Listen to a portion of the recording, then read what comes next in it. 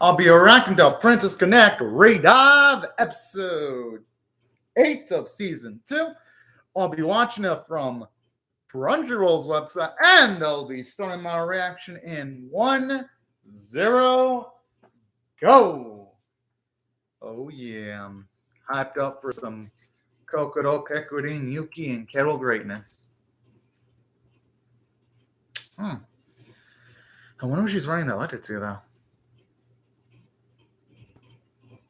Oh, no way, this is a cute scene of it.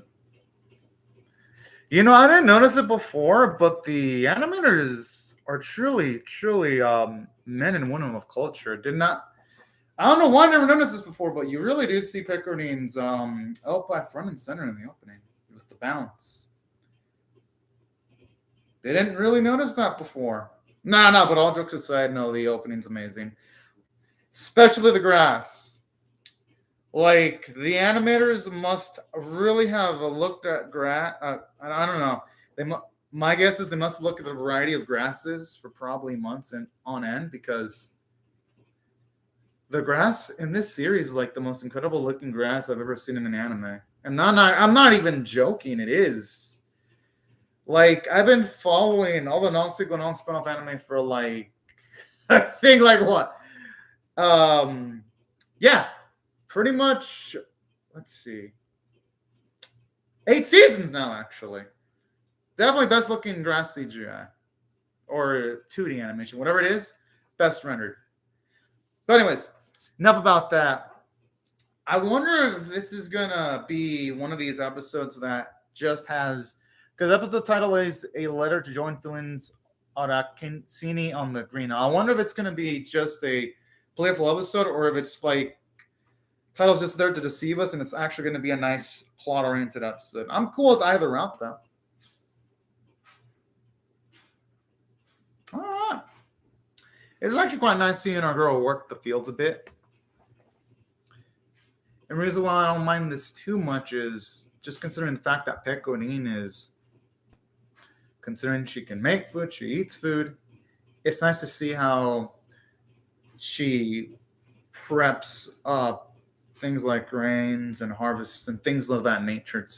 Because it helps, at the very least, helps me appreciate more all those bits where they do have cool looking food.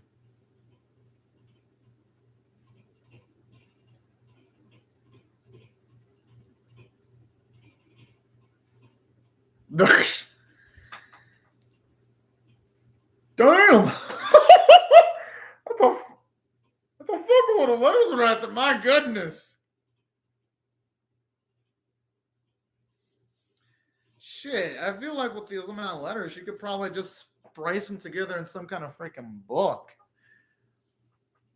With just the sheer quantity. I just wonder if it's directed towards like a variety of people or just the same person.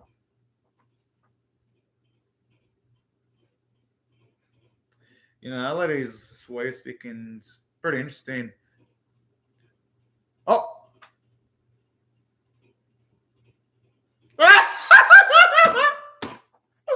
Oh man, that X mark that she always gets in her mouth. Even though I've seen it so many damn times, it never gets fucking old. At least our girl. I'm assuming Kokoro's gonna do something soon though, because there is no way she's just gonna let this happen. Or you know what? I mean, I wouldn't blame her if she does nothing, because she doesn't have like a super combat oriented style like Pekkorin or Yuki.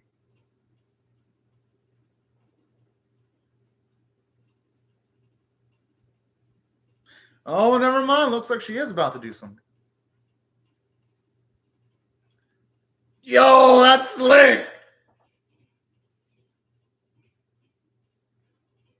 And I love this too, because it shows you how far ahead our girl thinks. She doesn't just think 1, 2, or 3 steps ahead. It feels like she thinks 5 steps ahead.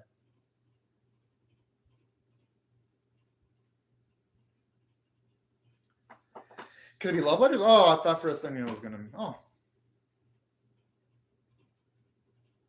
Oh. I feel bad for him. My guess is probably fine. Oh, shit!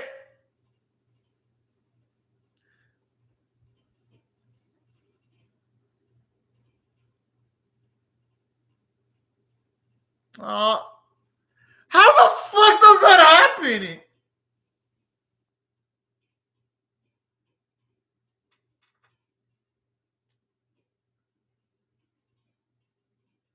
Oh man, maybe maybe they have to evaluate how they're studying. Either that or majorly reevaluate their lives if they do that bad.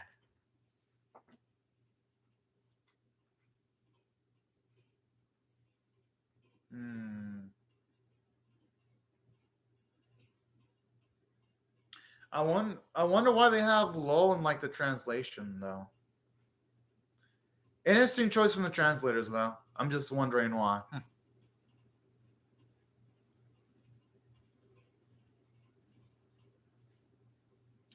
Not that it bugs me though. I'm just really curious. Because I don't hear unless it's like the equivalent of lull in Japanese. Oh, whoa! I wasn't expecting spiciness. She's on like she's about to do some 18 plus. Oh, so she is doing some. Considering doing 18 plus shit. She ain't of that age yet.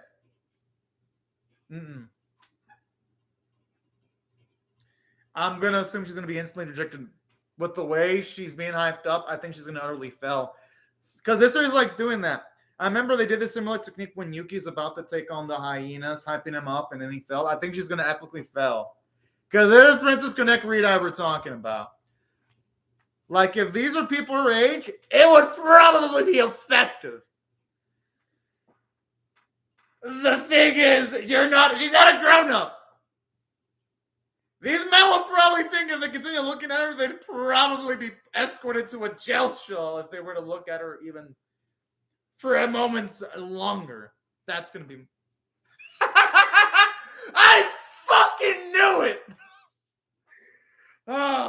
And even though I knew that was going to happen, it's still funny as shit. That's the great thing about this series. Because in Princess Connect Reed-Eye, it's like, with this series, you can predict a joke's going to happen, but since the execution is so good, like the animation, voice acting, directing, storyboarding is so good, it doesn't fucking matter if you know it's coming because it's still amazing. That's why I got to respect this series. This is one of the few anime that can actually pull that off. Because all anime, when they have predictable jokes, they don't work because either the execution's off, or the writing's off, or the characters just plain suck. This series doesn't have any of those issues. And also, I knew they were going to do that because they used that similar technique when, again, Yuki was trying to confront the hyenas. Ooh. Oh my! Okay, this episode's definitely dishing out the fan service. All right, okay. But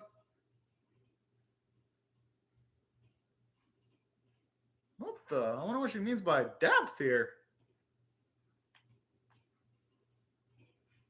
Either way, it makes Kaiser Insight much more interesting, though.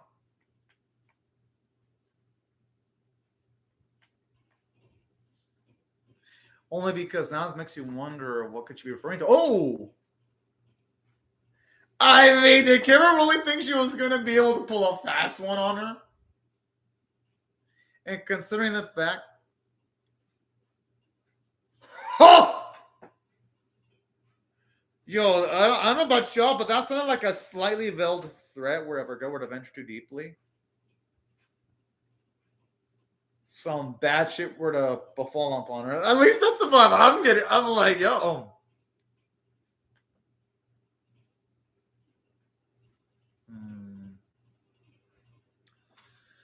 At least we're seeing growth from Yuki because when it comes to Yuki, at least we're seeing him think much more deeply about certain topics in comparison to when the series started out. So I actually do like this quite a bit, actually.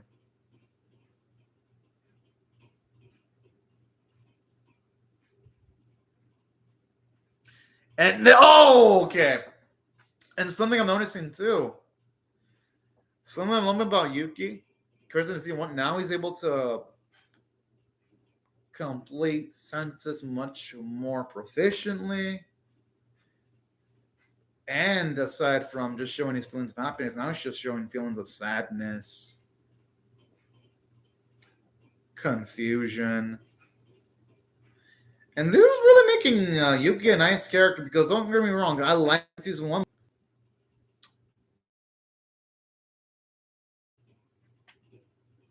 Because honestly, all his companions are worth protection. Yuki too. They're all worthy of being protected.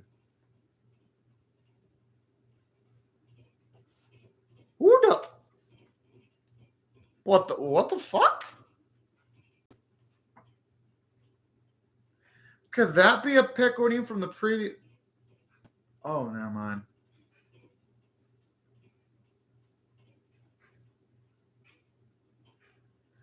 That's not gonna happen. Yuki, for one, Carol kind of knows about a certain amount of her girl's circumstances, so it ain't like they're gonna want her to leave.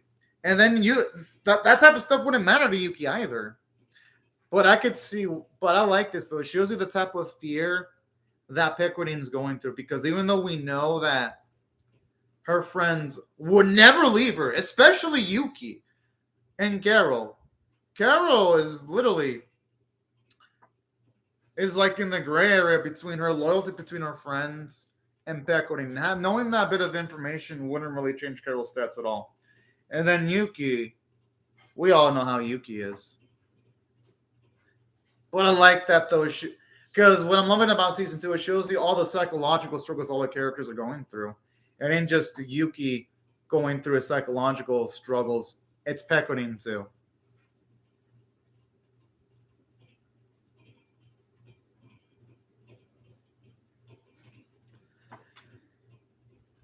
And this is what I love about this episode too, because lately this series hasn't been spotlighting Coco as much. It's been Carol, Pickarding, and Yuki spotlight, which I don't mind. But it's nice to actually get to see these moments where Kokoro can just utilize her intelligence to get the upper end and help other people out. There's just something wonderful about that.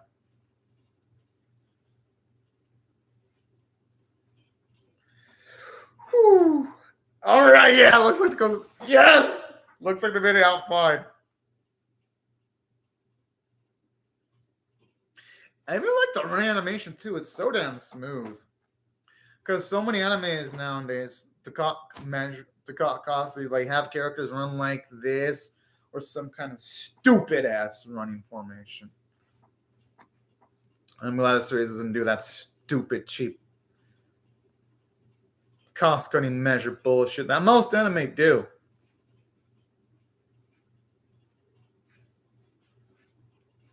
Oh, that teacher's fucking awesome. I hope these girls can live up to the expectations of that teacher then.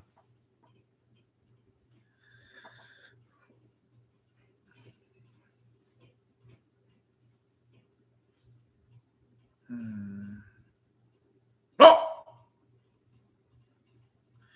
Damn it! If you're gonna talking like in the bushes or something, but I'm not gonna blame them though, because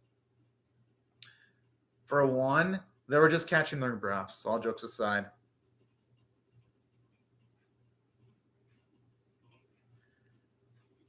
I mean, ain't it possible to forgive that girl piggyback ride or something?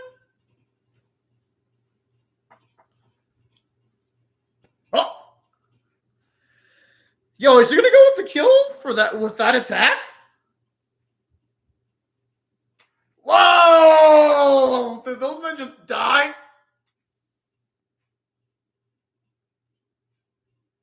I mean, if he didn't, that attack was impressive. Oh, okay, at least it did some damage. Oh no, that coconut's bad. Oh, who's this beautiful lady? Oh, shit! It's her. Oh, it's the sensei. Yo, okay. This teacher went above the call of duty. She took time out of her day personally to save their students. I gotta absolutely respect that. Most teachers couldn't even be bothered to want to follow up with their students after work hours. She is a fucking badass. That's all I gotta say.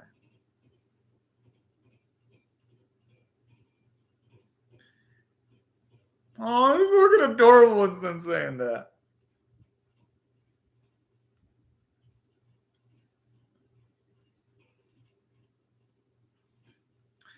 Hell, man, if only most real life teachers were like that. I know some teachers in real life are like that, but like maybe like the 1% of teachers in life are like that. The other 99% are not like that, like at all.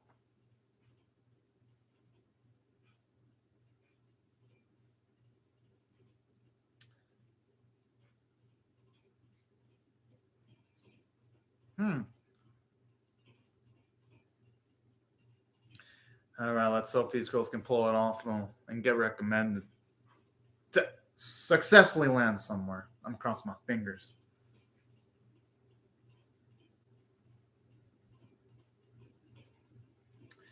And I love out here they utilize silence to like, oh, whoa! I mean, I guess she's one. Oh, that's cute. And honestly, after how far Miss Lowe went for them, yeah, I'm not surprised. I mean, who wouldn't want to give it another try for a teacher like that?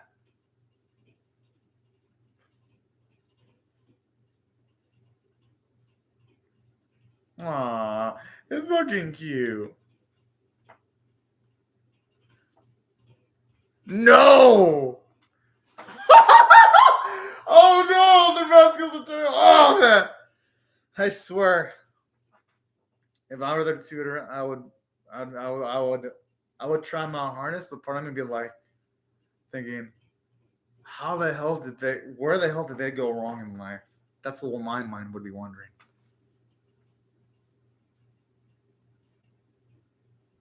This is actually nice. We haven't really get to see any moments where Yuki spends time with Peckerdine personally. Like we've seen Peckerdine and Carol spend a lot of time with each other. We've seen good. I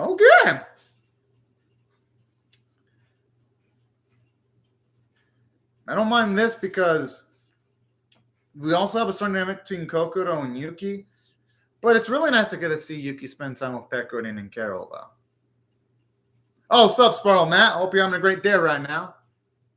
I know. I spent $180 on this baby because if you're wondering, Sparrow Matt, I've been just spending money like crazy to upgrade the channel. Like, I'm not playing around anymore. So I got a fancier chair. I got that Kurudun plush doll there in case you're wondering what that is. I got my Digimon Hatsune Miku X shirt. I got a lot of anime shirts that I'm not going to be able to sell next season. Like, I am pretty much been spending. Even though I shouldn't, but I've been spending like crazy. It's Kurudun from Tropical World Pretty Cure. And I have more stuff to put on the wall. It kind of does, actually. Oh, this is cute, though. I've actually seen all these other characters, though. Only because it really gives a lot of weight to the previous episodic episodes. That's why I love this scene. Kurudun's actually a sea fairy, actually, Spiral Matt. But yeah, Kurudun does look like an alien, I ain't gonna lie. She really does.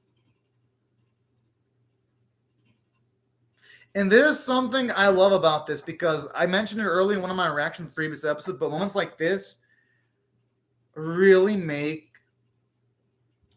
it makes I can't pronounce it properly. Landosol. It makes the place feel like a vibrant community that feels like its own character when you see moments like this. And that's what I love about this episode immensely too. It actually kind of in a way is world building too, actually seeing all these characters come together. Oh man, this is definitely rewarding too. I like how now Yuki and Carol both have like the X mark in their mouths. just like Kokoro. You can definitely tell they've been getting habits from each other.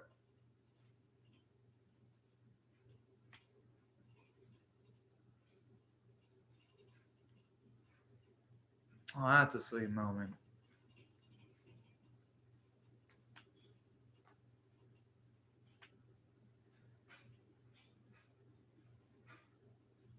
Hopefully there comes the day where she can share more details about herself to the others.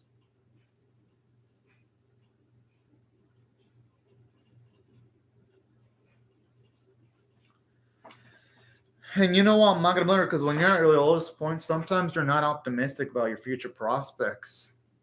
So her saying that, it actually is realistic. And that's the beautiful thing about Pekkonen because she was able to get back up again after losing everything. Aww. Hey, I'd say that's fucking cute, but I'd say Kokoro, Yuki, and Kira also have a lot of things towards her too, though. And just the acting from voice actors and the character animation really makes this scene wonderful. All right. This episode is by far the best slice of life Princess Connect Redive episode in the series by far. I don't even think there's any debate. It is.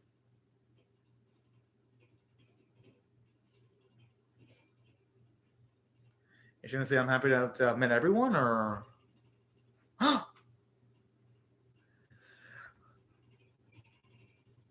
yes, about time, baby. I've been waiting for like so long.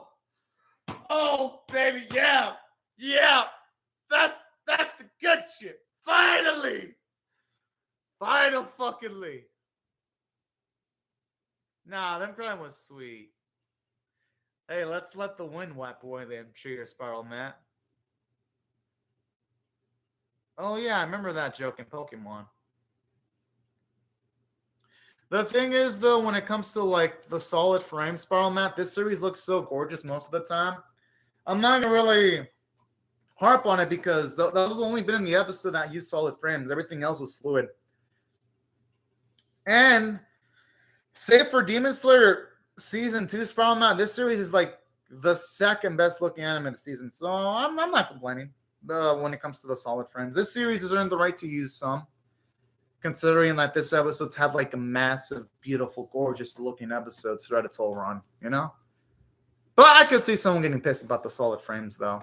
At least it's not on the levels of bad that Shaman King. Shaman King is a disgrace. Well, that's up to opinion, though. My favorite anime is Ashita no Joe, which could be replaced if Rurouni Kenshin were to be remade and adapted from start to finish with no filler. It could be replaced by Rurouni Kenshin, but that's if it gets a readaptation. My favorite is Ashita no Joe. But man, this series is definitely an up there when it comes to my anime. But let me rate the episode overall, though, Sparrow, Matt. Now, if I had to rate this one, I'm actually going to give this one an 8.75 out of 10, honestly. It was absolutely amazing because we get some... well, yeah, I mean, they did have a few... but the thing is, though, it's used in like it's used in like just montage sequences. It's not used in fights. So we all know when it comes to the fights, they'll use flow-on motion. So at the very least, this series, it prioritizes its resources pretty well.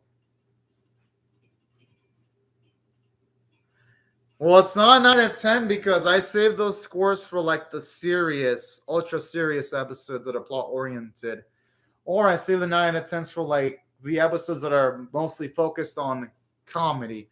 This episode's focused on slice of life, so 8.75 out of 10 is the most I would give an episode like this. Because it was amazing. That's why I gave it an 8.75 out of 10, because we get some good world building here, like all things considered, because we get to see everyone come together to eat, giving weight to the previous episodes, because this is the first time we see so many characters on screen at once. Now, Yeah, you could argue there were some flaws in it that we didn't get to hear lines from some characters here and there. But for the most part, though, the episode worked. And plus, it gets an 8.75 out of 10 because the episode had a lot of jokes. Like when you had the young girl try to fucking do pole dancing to try to lure men. Like, even though I saw coming from a long way, the long mile, the joke, it was still hilarious as hell. And that's what I liked about this episode. Like, whenever it tried to make a joke, it executed it really well into a highly proficient level. And then, sides from that, from a character standpoint, there's character development for Yuki. We're seeing him think about much more serious topics now. We're seeing him much more sadder, just thinking about his circumstances. But I love how afterwards he came with a goal, which is to protect his friends. And I love that conviction there. Because, yeah, we know that was always his goal. But this is the first time he says it with absolute seriousness, though. So I thought that was a nice moment of growth there for Yuki. And plus, I always like how he's now much more often contemplating his past, too. So that was a great moment for him. I love how this episode showed off more of Kokodo's intelligence when she helped those two girls get their letter of recommendations. I love the character development for the two girls, too, when they decided to stick by and try a lot longer, too. And I liked the character development for Pecodine, where now she's going to reveal things about herself to Yuki and also Carol. So that's why I thought it had some substantial character development. That's pretty cool when it comes to Higurashi. Had Higurashi landed its ending better, I would have had a Higurashi poster. I still enjoyed Higurashi, though. But yeah, its ending kind of left more to be desired, though. But yeah, that's what overall. I thought the running was fantastic. Animation was pretty damn good, actually. With the scenes where you had Pecodine tearing up and Kokodo tearing up, those were beautiful. Or the pole dancing scene, I'm like, oh man, they put a lot of fucking budget into that. I'm like, holy shit! I wish fucking Hentai put more effort into their pole dancing sequences. My fucking goodness. Woo! So I gotta compliment the animation stuff there. Because I was impressed with the visuals. I was like, whoa.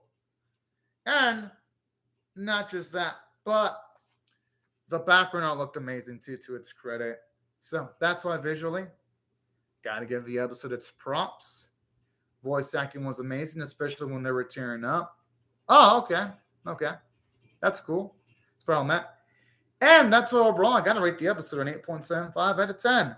But anyways, right before I go, because I'll be reacting to Sabuki Bisco episode 8 next, let me just say thank you very much to Spiral Matt for commenting on the live chat. Thank y'all, everyone else, for watching my video. Hope y'all rate, share, comment, subscribe if you do not want to miss my reaction to the next episode.